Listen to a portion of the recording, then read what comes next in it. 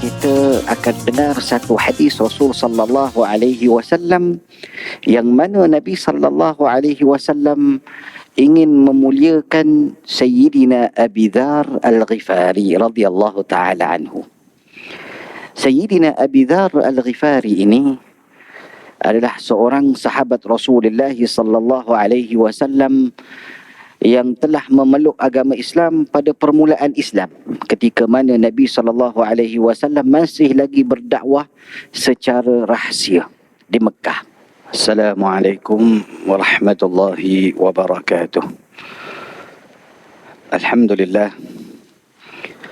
Alhamdulillahilladzi hadana bi'abdihi al-mukhtari man da'ana إليه بالإذن وقد نادانا لبيك يا من دلنا وهدانا صلى عليك الله بارئك الذي بك يا مشفع خصنا وحبانا مع آلك الأطهار معدن سرك الأسماء فهم سفن النجاة حمانا وآله وأصحابه ومن تبعهم بإحسان إلى يوم الدين أما بعد. Alhamdulillah, segala puji bagi Allah Tuhan semesta alam. Selawat dan salam ke atas baginda sallallahu alaihi wasallam. Apa khabar semua? Alhamdulillah. Jalla jalaluhu wa ta'ala azamatuhu, Allah subhanahu wa ta'ala ketika menginginkan kemuliaan dan ketinggian darjat di sisinya Allah, maka Allah subhanahu wa ta'ala akan meletakkan makhluk di dalam Al-Quranul Karim untuk dibaca oleh setiap manusia di atas muka bumi, bahawa inilah dia antara makhluk yang aku muliakan, yang aku tinggikan darjatnya sampai ke hari kiamat. Manakala baginda Nabi Muhammad sallallahu alaihi wa alihi wa sahbihi wasallam ketika mana menginginkan kemuliaan kepada para sahabat ridwanullahi alaihim ajma'in, maka Nabi sallallahu alaihi wa alihi wa sahbihi wasallam akan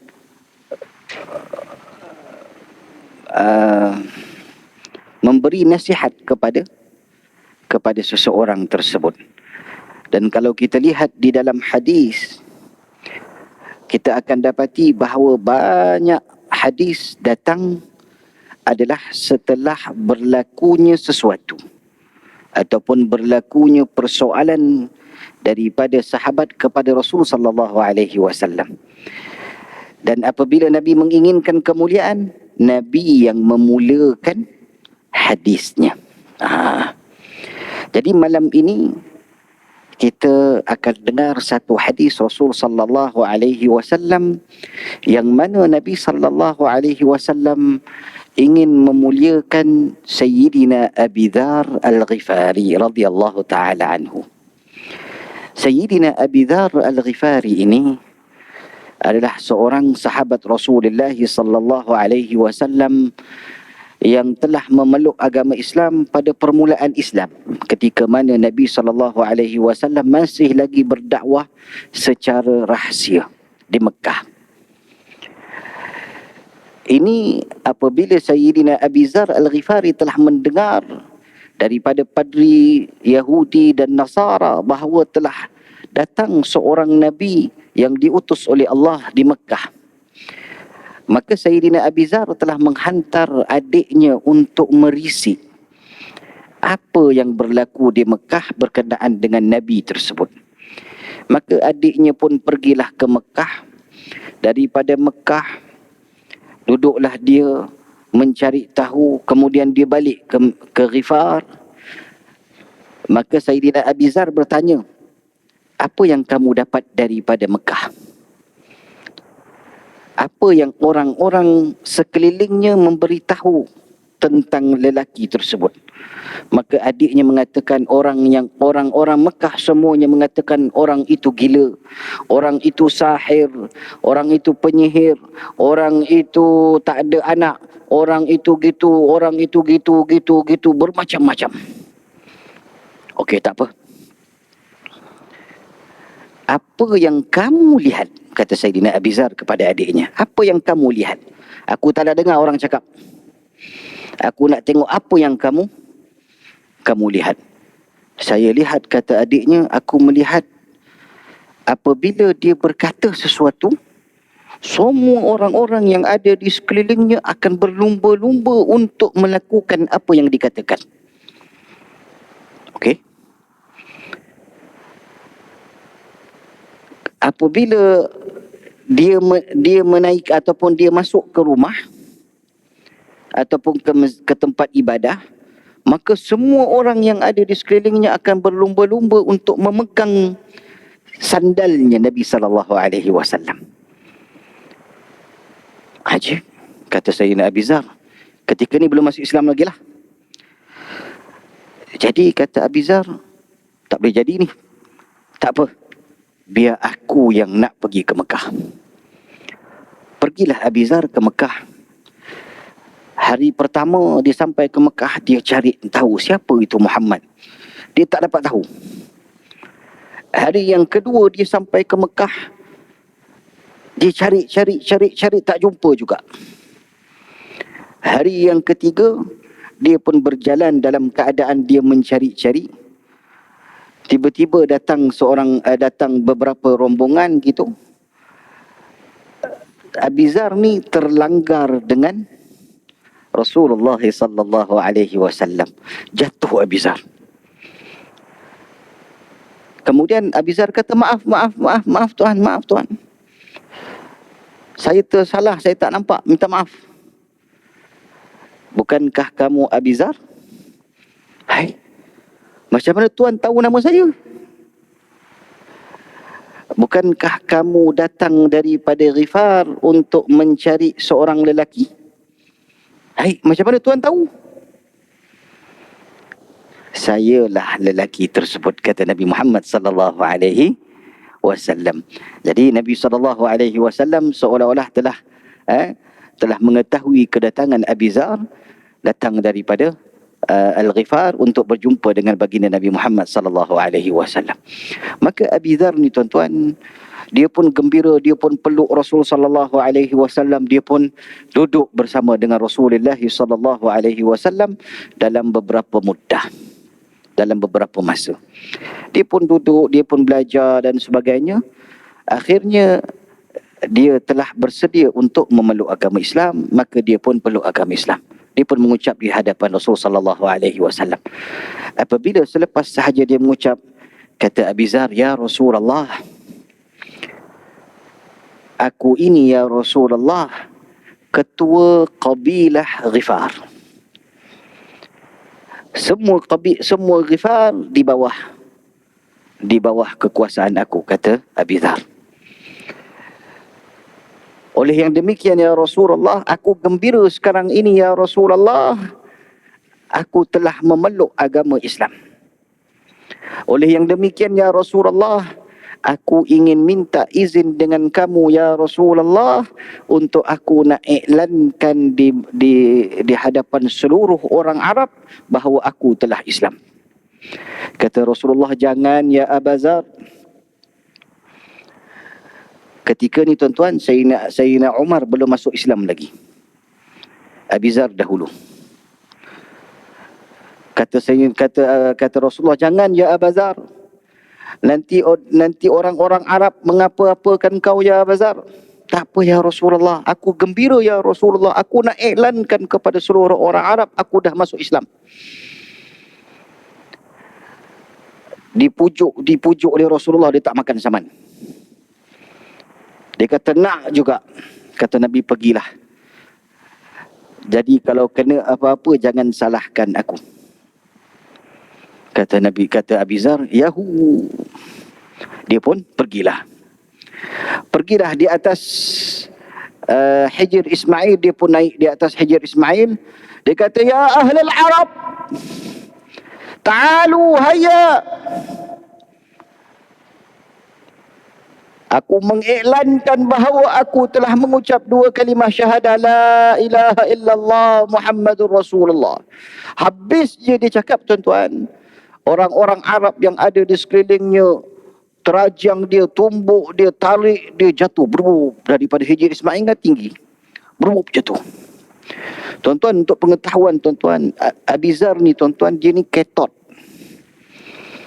Dia badan dia kecil je tuan-tuan. Berapa saya nak kata, saya tak tahu sentimeter, saya tak tahu nak kata lah, tapi dia badan kecil lah. Sehingga kan suatu ketika Sayyidina Abizar ini, nak cerita pasal rupa tubuh badan Sayyidina Abizar, ketika mana dia di Madinatul Munawwarah, suatu ketika dia memanjat pohon tamar. Apabila dia memanjat pohon tamar, betisnya terselak. Maka sahabat-sahabat yang ada di bawah pohon tamar ini ketawa. Kecilnya kau. Kecilnya betis kau, wahai Abizar. Jadi berita ketawanya sahabat ini sampai kepada Rasul sallallahu alaihi wasallam. Kata Nabi sallallahu alaihi wasallam, ya ashabana, jika sekira mana kamu tahu nilai kecilnya betisnya Abizar, maka betisnya itu melebihi daripada amalan yang kamu lakukan. Ini Abizar Al-Ghifari. Kemuliaan yang ada pada Abizar. Tapi apa yang menyebabkan kecilnya betis itu tetapi pahala yang begitu besar? Sekejap lagi tuan-tuan. Jadi Abizar Al-Ghifari ditumbuk, diterajang, dibengkak sana, darah sana, gigi patah apa sebagainya. Tiba-tiba datang Sayyidina Hamzah. Sayyidina Hamzah ketika itu belum Islam. Dia pun leraikan pergaduhan tu, dia pun pegang Sayyidina Abizar. Ahlul Arab, kau tahu tak siapa ni? Ini ketua kabilah Ghifar. Jangan kau apa-apakan sekira mana engkau masih lagi ingin berniaga ke Syam. Al-Ghifar ni tuan-tuan, dia adalah, kedudukan Ghifar ini adalah perjalanan daripada Mekah nak sampai ke Syam, ke Syria, maka Ghifar ada di tengah-tengah. Jadi daripada Madinah nak ke Ghifar lebih kurang 200 km. Daripada Ghifar nak sampai ke Mekah lebih kurang dalam 700-800 km. Sekarang ni lah. Jadi Sayyidina Hamzah selamatkan. Pergilah Abizar, dah habis dengan bengkak sana, darah sana, jumpa Rasulullah. Rasulullah pun gelak. Kan aku dah kata Abizar, jangan. Kemudian 2-3 hari lagi dah selesai dia punya bengkak, dah rasa elok sikit badan dia. Dia pun pergi jumpa Rasulullah. Ya Rasulullah, aku nak iklankan Islam aku, ya Rasulullah. La ilaha illallah. Kata Rasulullah, engkau tak puas ke? Tak puas kena tumbuk lagi? Nak kena lagi ke? Aku suka ya Rasulullah. Kata Nabi SAW, la yalumanna illa nafsak. Jangan kamu salahkan kecuali diri kamu sendiri. Maka Sayyidina Abizar pun pergi di atas Hijr Ismail, naik di atas Hijr Ismail. Dia pun, ya ahlul Arab, sesungguhnya aku telah Islam. Sekali lagi ditumbuk, diterajang, ditumbuk, di berbagai-bagai lah, dikeronyoknya Sayyidina Abizar ni, sampailah lembik. Datang Sayyidina Hamzah selamatkan dia. Balik jumpa Rasulullah. Rasulullah kata, ya Abazar, kau tak serik lagi ke ya Abazar? Aku suka ya Rasulullah. La ilaha illallah. Tak apa, 2-3 hari selesai dah bengkak-bengkak tu, jumpa lagi ya Rasulullah. Aku nak iklan lagi ya Rasulullah. Kata Nabi, suka hati kau lah. Dah tak boleh nak larang dah. Maka dia pun iklan. Sekali lagi kerana keronyok. Habis dah dia. Badan-badan dia semua dah lunyai dibuat. Akhirnya Sampai Rasulullah dah tak tahan. Rasulullah kesian tengok Abi Zar ini. Kalau sekali lagi dia minta, maka sekali lagi akan dikeronyok oleh orang-orang Arab. Maka Rasulullah sallallahu alaihi wasallam kata, "Ya Abu Zar, kamu tak nak balik ke? Kamu tak nak balik ke Ghifar ke?" "Nak ya Rasulullah." "Baik. Sebelum kamu balik ya Abu Zar, kerana aku sayang kepada kamu, aku suka dengan kamu, aku datangkan hadis ini ya Abu Dhar." 3 rangkap hadis. Hadis diriwayatkan oleh Imam At-Tirmizi di dalam sunan beliau. Hadis dengan martabat hasan. Apa kata Sayyidina Rasulullah sallallahu alaihi wasallam? "Ya Abu Dhar, ittaqillah haithuma kunta." Ya Abu Dhar, bertakwalah kamu kepada Allah di mana sahaja kamu berada. Abi Dhar adalah orang yang baru masuk Islam, tetapi hamasatul Islam, keasyikan dia terhadap Islam membuatkan dia ini sangat popular di zaman di sekitar orang Arab, disebabkan kecintaannya amat sangat kepada Rasulullah sallallahu alaihi wasallam. Jadi kata Nabi sallallahu alaihi wasallam, "Ya Abu Dhar, ittaqillah haitsuma kunta." Bertakwalah kamu kepada Allah di mana sahaja kamu berada. Dan takwa ini tuan-tuan adalah satu perasaan. Takwa adalah satu perasaan. Perasaan yang mana setiap apa yang kita kerja, setiap apa yang kita laksana, setiap apa yang kita fikir, setiap apa yang kita lihat, setiap apa yang kita langkah, setiap apa yang kita pegang, setiap apa yang kita makan, maka Allah Subhanahu wa ta'ala ada bersama dengan kita. Maka perasaan itulah dinamakan takwa. Bagaimana nak datangkan perasaan tersebut?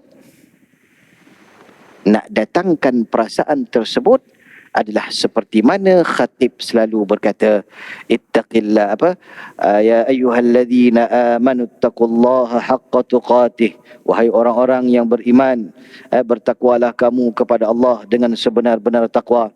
Dan takwa itu adalah kamu mengamalkan segala apa yang disuruh, meninggalkan segala apa yang dilarang. Itu adalah amalan untuk mendapat takwa. Manakala takwa, hakikat takwa adalah perasaan yang ada di dalam hati.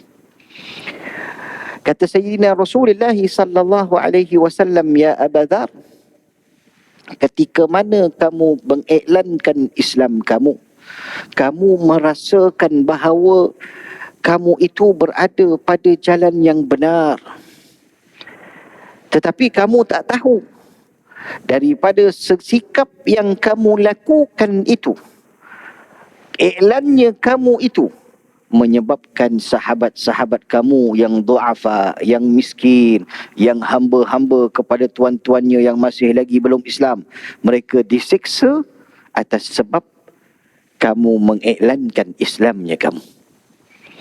Jadi itu tidak dinamakan takwa ya Abu Zar. Kata Sayyidina Abu Zar, "Ya Rasulullah, susah ya Rasulullah. Susah untuk nak bertakwa kepada Allah. Setiap masa, setiap keadaan, setiap ketika, setiap saat, setiap detik nak bertakwa kepada Allah ya Rasulullah. Susah ya Rasulullah, susah." Sebab itulah kata Nabi sallallahu alaihi wasallam, Allah Subhanahu wa ta'ala jadikan manusia untuk mengabdikan diri kepadanya. Dalam manusia itu mengabdikan diri kepada Allah, berjalan di jalannya Allah Subhanahu wa taala, kadang-kala manusia terpeleot. Kadang-kala manusia terseliuh. Kadang-kala manusia masuk longkang. Kadang-kala manusia aksiden, kesemua ini, kata Rasul sallallahu alaihi wasallam kepada Abi Dzar, kesemua ini adalah halangan-halangan yang bakal bakal menimpa kamu dalam perjalanan kamu untuk menuju kepada takwa kepada Allah Subhanahu wa taala. Jadi nak buat macam mana ya Rasulullah? Kata Nabi sallallahu alaihi wasallam, ittaqillah haitsuma kunta. Itu rangkap yang pertama. Rangkap yang kedua, wa atbi'is sayyi'atal hasanata tamhuha. Ikutilah kejahatan yang kamu pernah lakukan, yang sedang kamu lakukan, yang telah kamu lakukan. Ikutilah dengan kebaikan dalam waktu yang singkat. Contoh, kita masuk ke dalam masjid. Kita nak berjalan di jalan Allah, masuk ke dalam masjid. Contoh, kita sembahyang, kita ibadah, kita dengar kuliah. Bagus, itu jalan takwa. Kemudian waktu kita balik, dekat pintu luar tu je, kita dah mengumpat orang. Itu kaki dah terseliur dah tu. Kita dah mengata orang. Itu dia dah masuk longkang lah tu. Jadi kesemua tadi adalah halangan-halangan yang membawa kamu ke jalan Allah Subhanahu wa taala.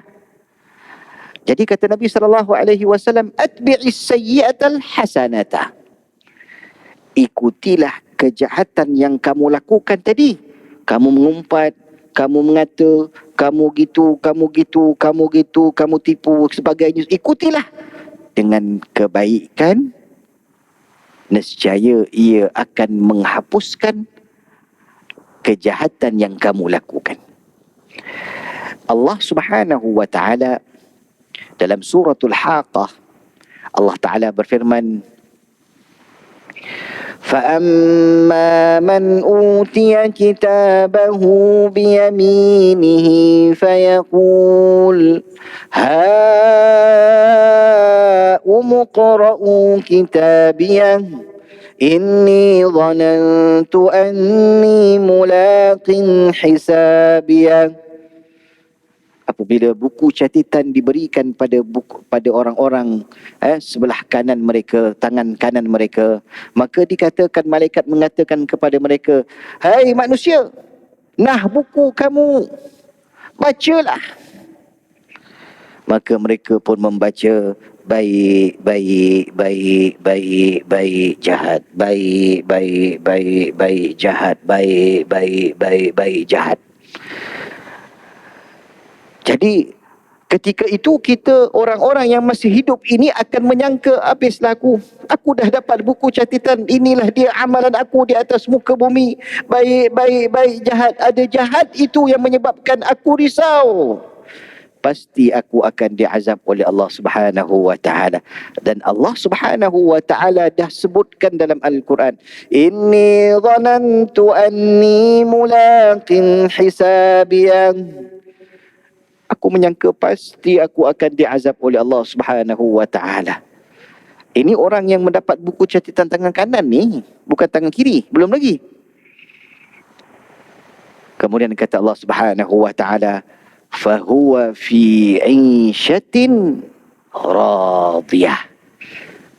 Mereka-mereka ini berada di dalam kehidupan yang diredai oleh aku, kata Allah Subhanahu wa taala. Sebabnya apa? Apabila mereka melakukan kejahatan, mereka ikuti dengan kebaikan. Apabila mereka merasakan aku telah melakukan kesalahan, ikutilah dengan kebaikan. Dan ini sebenarnya tuan-tuan, dia tidak terjadi dengan serta-merta, tidak. Dia tidak akan jadi sekira mana hati manusia itu tidak melambangkan ataupun tidak menuju kepada redha Allah Subhanahu wa taala. Kalau orang itu sudah biasa melafazkan perkataan yang dusta, melafazkan perkataan yang menyinggung hati perasaan orang, selalu mengata orang, selalu mengumpat orang, dia tidak rasa bahawa dia telah melakukan kesalahan, maka orang itu bukan berada pada jalan taqwa kepada Allah Subhanahu wa taala.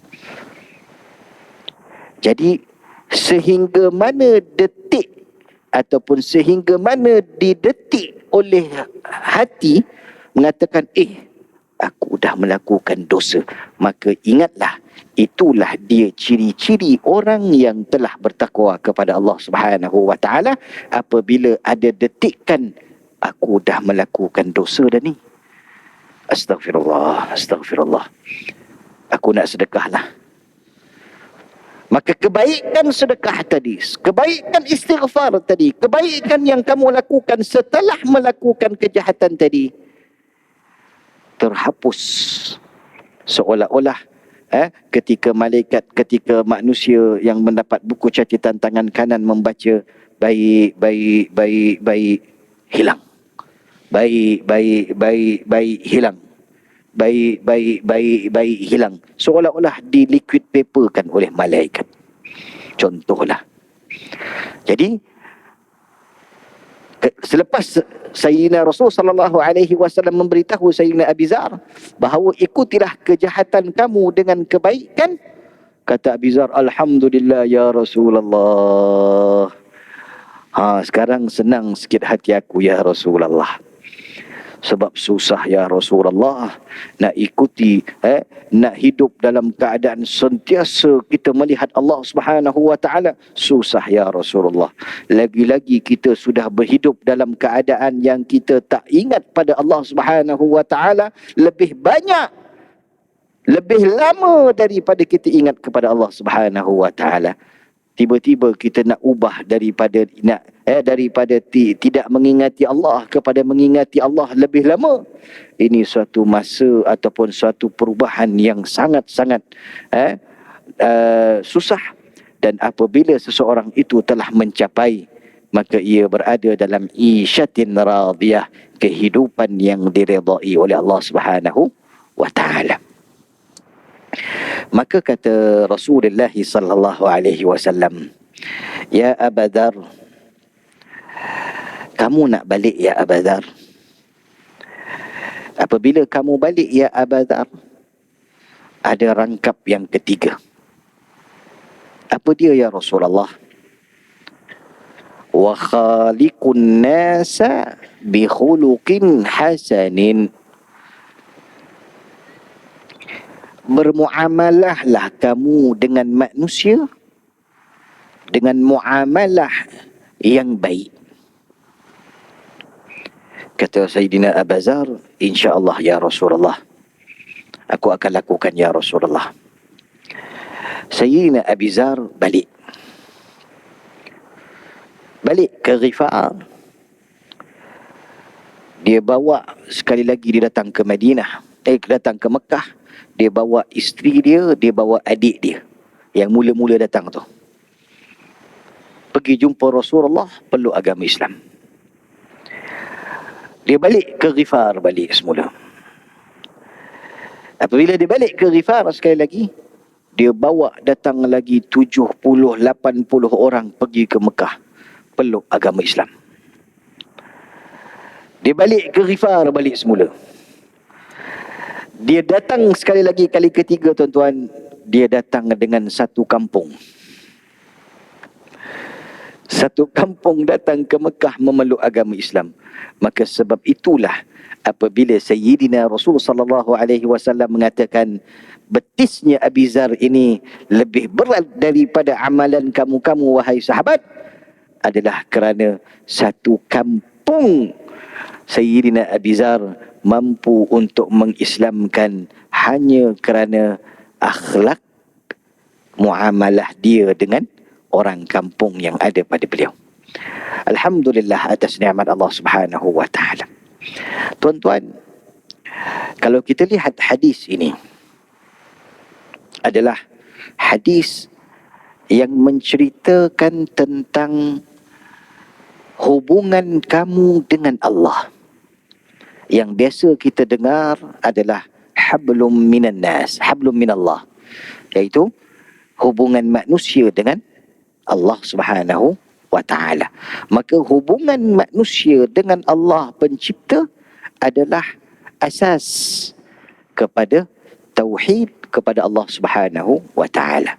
Maka asas inilah yang perlu kita kuatkan, kukuhkan agar setiap daripada amalan kita, setiap daripada pekerjaan kita, setiap daripada ibadah yang kita lakukan, semuanya bertunjangkan kepada asas yang kuat yang tidak berbelah bahagi.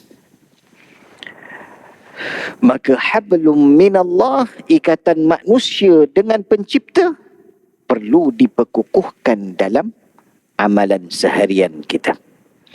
Kemudian Nabi SAW mendatangkan rangkap yang kedua, seolah-olah Nabi nak memberitahu, ya wahai umat Nabi Muhammad SAW, sekira mana kamu dalam perjalanan untuk mengukuhkan tunjang ikatan kamu dengan Allah, ketika itu pasti yakin syaitan pasti akan ganggu, syahwat pasti akan melintang. Maka ketika itu istighfarlah, berbuat baiklah, ikutilah kejahatan yang kamu lakukan dengan kebaikan. Nescaya kebaikan itu akan menghapuskan kejahatan kamu seolah-olah tidak ada. Seolah-olah tidak ada. Maka dalam perjalanan kita dengan Allah Subhanahu wa taala, maka kita tidak boleh lari daripada manusia. Di mana sahaja kita duduk, kecualilah kalau dia duduk sorang-sorang dalam hutan ke, ataupun sorang-sorang dalam gua ke, itu lainlah. Tapi kita ni tuan-tuan, dalam masyarakat kita sekarang, dalam dunia kita sekarang, kita tak boleh lari daripada manusia. Kita lahir-lahir sahaja, kita duduknya kita, keluarga kita, ayah kita, ibu kita, adik-beradik kita, semuanya duduk di dalam satu masyarakat. Sama ada berjiran, sama ada jirannya jauh-jauh, sama ada kampung, sama ada bandar, ikutlah mana pun. Artinya kita tak boleh lari daripada manusia. Jadi hubungan kita dengan manusia adalah salah satu kunci untuk buka pintu syurga Allah Subhanahu wa taala. Tuan-tuan, kalau kita inginkan syurga, berbaiklah dengan seluruh manusia. Jangan ada satu pun sifat dengki, jangan ada pun satu sifat iri hati, jangan ada pun satu sifat tidak suka kepada manusia. Ketahuilah, ramainya orang benci kepada Islam adalah disebabkan kita membenci mereka. Sekira mana kita menyukai mereka, kita cinta kepada mereka, kita sayang mereka, maka insya-Allah Allah Subhanahu wa taala akan tunjukkan kasih sayang kita itu dengan mereka orang-orang kafir ini akan memeluk agama Islam. Jadi hubungan manusia dengan manusia adalah salah satu kunci untuk masuk ke dalam syurga Allah Subhanahu wa taala. Jadi apabila kita tidak berbaik dengan manusia, kita jahat dengan manusia, kita jahat dengan jiran, kita jahat dengan adik-beradik, kita jahat dengan saudara mara, kita jahat dengan kawan-kawan, maka ketika itu kita tidak ada seseorang pun yang akan membantu kita, yang akan menolong kita, yang akan mengguide kita kepada jalan yang diredai oleh Allah Subhanahu wa taala. Jadi para hadirin dan hadirat yang dirahmati oleh Allah, Sayyidina Abi Dzar Al-Ghifari radhiyallahu taala anhu, setelah dia memeluk agama Islam, setelah dia dikira sebagai senior di dalam para sahabat ridwanullahi alaihim ajma'in, walaupun dia duduk rumah dia tu jauh di Ghifar, tetapi dikira senior di dalam Islam, maka beliau ini setiap zaman daripada Sayyidina Rasulullah, zamannya Sayyidina Abu Bakar, zamannya Sayyidina Umar, dan beliau wafat pada zaman Sayyidina Uthman radhiyallahu taala anhu, maka Sayyidina Abi Dzar ini sangat terkenal dengan sifat karam. Apa itu karam? Kemuliaan yang datang seolah-olah semula jadi. Setiap orang yang datang daripada perjalanan daripada Mekah nak sampai ke Syam mesti melalui Ghifar. Dan setiap rombongan yang datang ke Ghifar untuk mencari air, untuk mencari telaga, untuk minum minuman manusia dan minuman binatang, maka ketika itu Sayyidina Abi Dzar lah adalah orang yang pertama yang akan memberi makan kepada mereka, yang akan menyiapkan tempat rehat untuk mereka. Sayyidina Abi Dzar lah yang akan menjaga khusus kepada tetamu-tetamu yang datang. Kalau Sayyidina Abi Sufyan sebelum Islam, beliaulah antara orang yang menjaga makan dan minum orang-orang yang datang menunaikan haji sebelum Islam. Abi Sufyan. Jadi Abi Dzar pula adalah orang yang menjaga makan dan minum, tempat tidur sebagainya kepada orang-orang yang datang untuk pergi berniaga di Syam, maka akan singgah ke Ghifar, maka Abi Dzar lah yang akan menjamu mereka. Inilah dia karam apabila beliau dengar daripada Rasul sallallahu alaihi wasallam. Sebenarnya tuan-tuan, permasalahan adalah bagaimana kekuatan kita memegang hadis Rasulullah. Setiap hari, setiap ustaz yang datang ke sini akan bercerita tentang hadis, akan bercerita tentang ayat suci Al-Quran, akan bercerita tentang sahabat Nabi sallallahu alaihi wasallam. Setiap hari. Akan tetapi bagaimana kita mengambil hadis, kita mengambil ayat suci Al-Quran, kita pegangnya sepegang-pegangnya, seerat-eratnya sehingga tidak terlepas daripada kita. Itulah dia question mark yang kita perlu fikirkan. Itu yang kita perlu fikirkan, bagaimana kita memegang hadis Rasulullah sallallahu alaihi wasallam. Abi Dzar Al-Ghifari radhiyallahu taala anhu, dia pegang hadis Rasulullah sampai ke mati. Dia beramal dengan 3 rangkap hadis Rasulullah sallallahu alaihi wasallam. Ittaqillah haitsuma kunta wa atbi'is sayyi'atal hasanata tamhuha wa khaliqun nasa bi khuluqin hasan. Maka dia pegang dengan 3 kalimah ini, maka Allah Subhanahu wa taala jadikan dia wasabiqunas sabiqun, orang-orang yang terdahulu di dalam Islamnya, orang-orang yang ulaikal muqarrabun, orang-orang yang dekat dengan Allah. Mereka tidak ada buku catatan tangan kanan, mereka tidak ada buku catatan tangan kiri. Mereka akan masuk ke dalam syurga Allah Subhanahu wa taala tanpa ada hisab, fi jannatin na'im, fi jannatin na'im. Kata Allah Subhanahu wa taala, thullatum minal awwalin wa thullatum minal akhirin.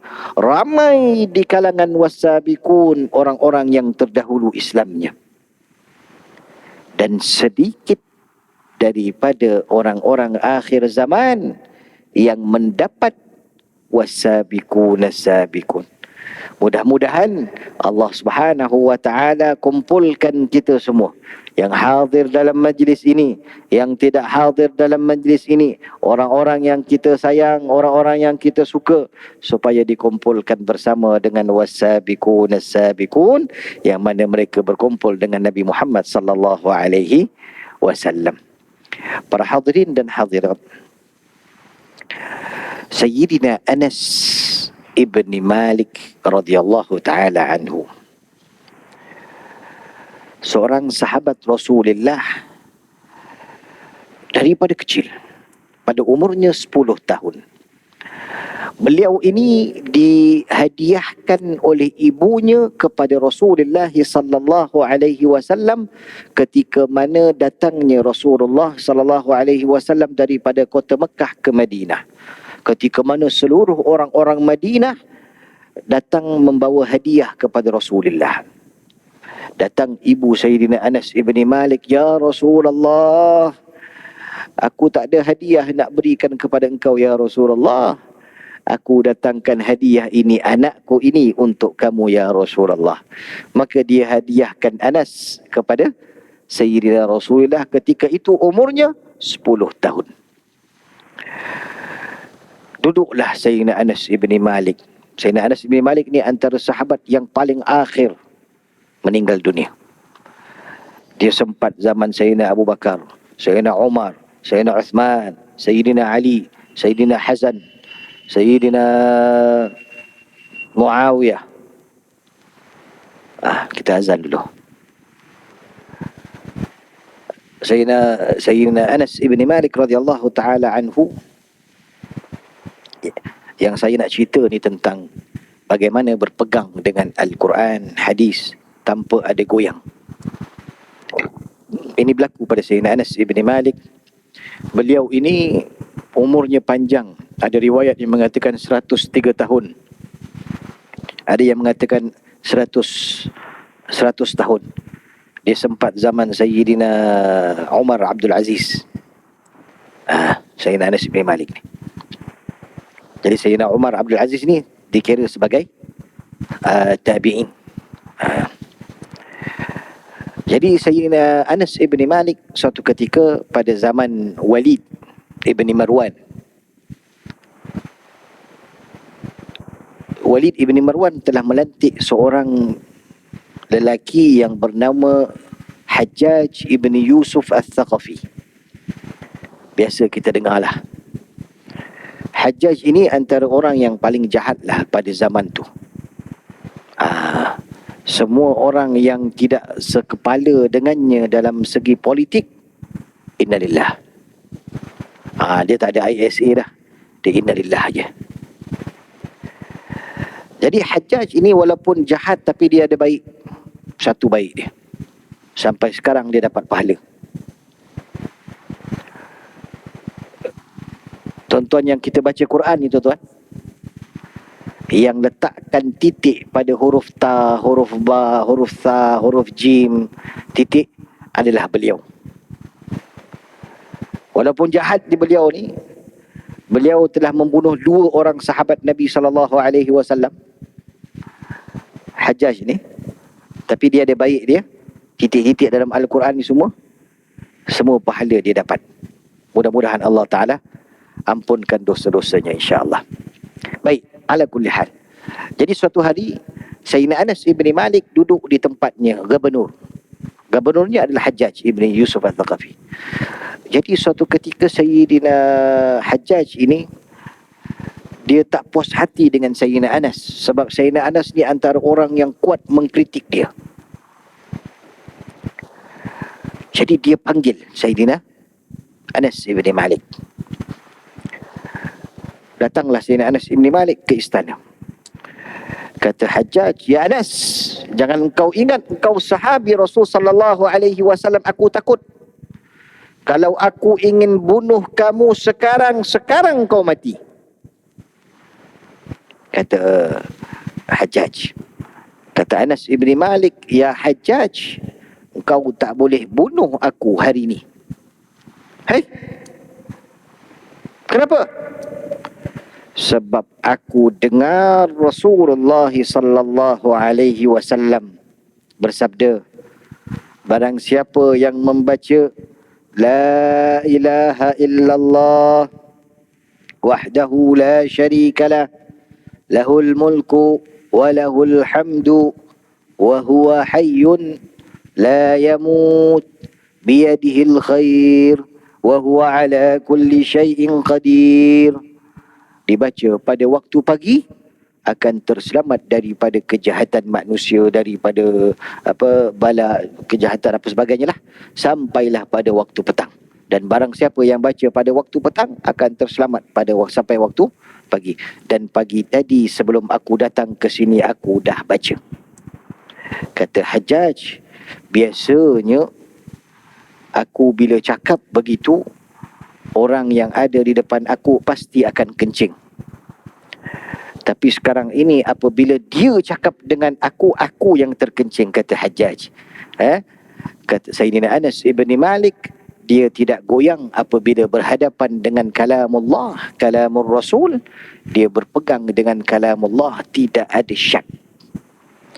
Maka daripada segala hadis yang kita pelajari, daripada segala ayat suci Al-Quran yang kita dengar ustaz-ustaz sampaikan kepada kita, peganglah satu daripada ayat suci Al-Quran sepegang-pegangnya, sekuat-kuatnya.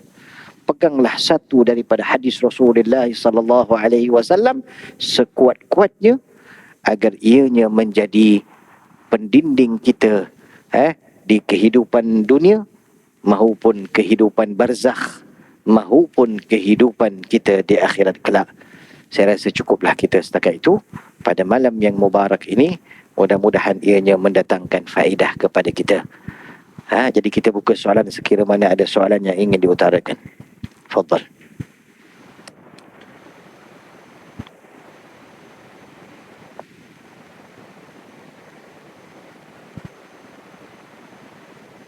Tak ada soalan, kita akhiri dengan doa insyaAllah. Bismillahirrahmanirrahim.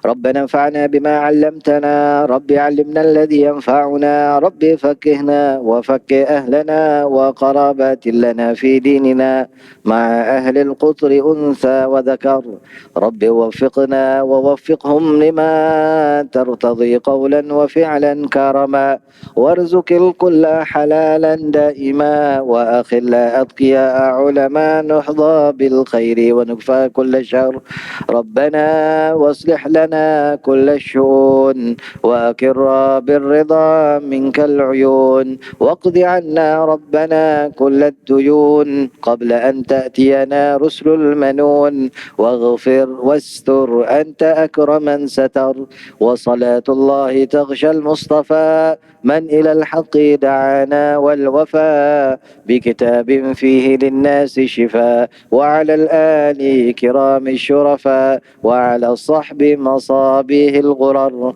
اللهم اهدنا بهداك واجعلنا ممن يسارع في رضاك، ولا تولنا وليا سواك، ولا تجعلنا ممن خالف أمرك وعصاك، وحسبنا الله ونعم الوكيل، ولا حول ولا قوة إلا بالله العلي العظيم، سبحانك اللهم وبحمدك، أشهد أن لا إله إلا أنت، أستغفرك وأتوب إليك.